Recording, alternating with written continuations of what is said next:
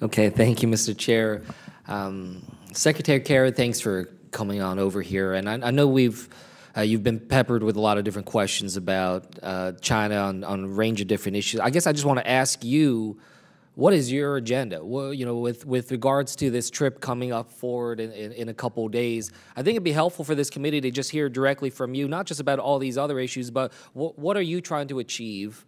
What are you trying to raise? What are you hoping to focus on? Well, because we've been interrupted several times over the course of last year, we haven't had as much engagement as we did in the last 6 months anyway. But what we're trying to achieve now is really to establish some stability, if we can, in the relationship without conceding anything. There's no concession. I'm not going over with any concessions. What we're trying to do is find ways we can cooperate to actually address the crisis, because China, as the world's second largest economy and as the world's largest emitter, is critical to our being able to solve this problem.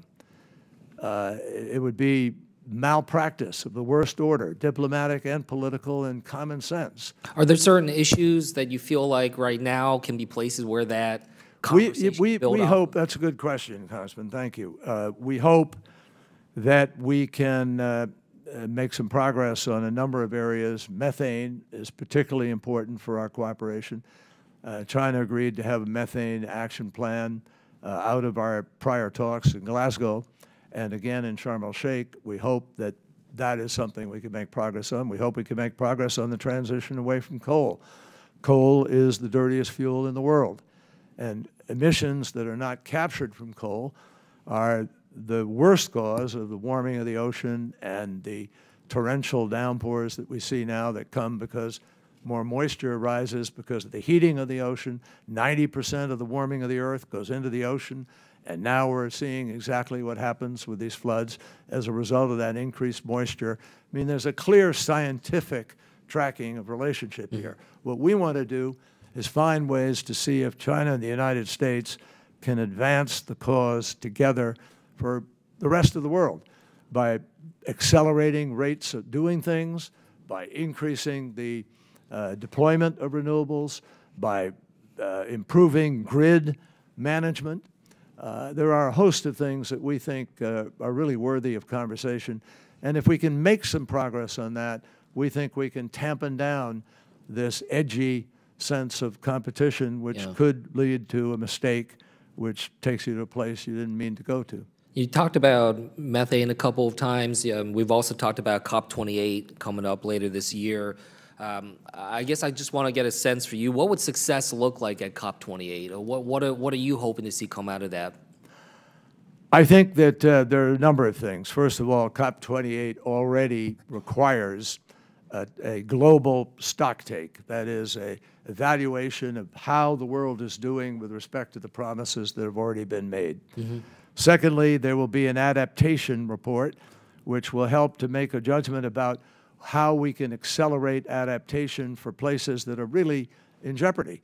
Island states, vulnerable nations, they are the ones suffering the most, but they don't contribute to the problem, but they're suffering the most as a result of the problem. And then, in addition to that, there is the finalization of the fund that was created, the so-called Loss and Damage Fund, which is simply a recognition. It does not have any liability in it. We specifically put phrases in that negate any possibility of liability, but it is there to try to help some of these vulnerable, less developed areas from the problems that they're facing. Now, in addition to that, we want to see global raising of ambition. Everybody has to try to reduce emissions faster. We have set a very ambitious goal under President Biden's leadership. We're at 50 to 52% reduction in emissions, hopefully. We believe we're on track to be able to do that, even though they've gone up slightly in this past year.